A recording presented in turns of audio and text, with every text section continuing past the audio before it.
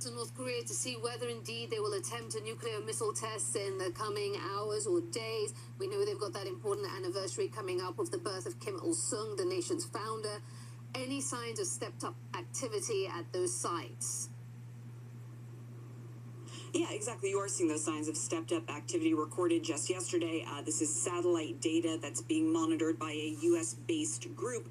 It really just confirms the speculation that has been held for months now by officials in the U.S. and, frankly, around the world, that North Korea is preparing for another nuclear test, which would be its sixth nuclear test.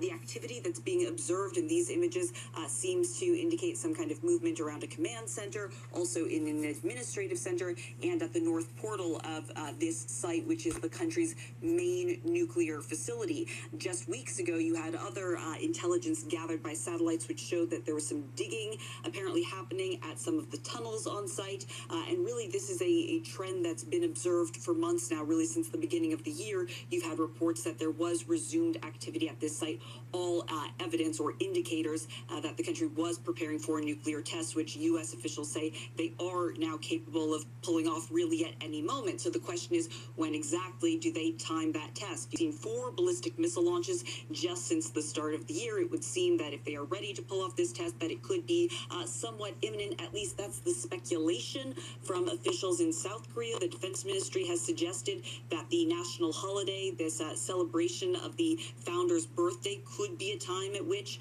North Korea might decide to conduct a nuclear test. We know that they time these tests for maximum impact, maximum provocation. The other big factor here, of course, Aisha, which you can't ignore, is the fact that the USS Carl Vinson has been redeployed to the waters off the Korean peninsula. That is the aircraft carrier strike group. The U.S. said it's there because of provocations from North Korea.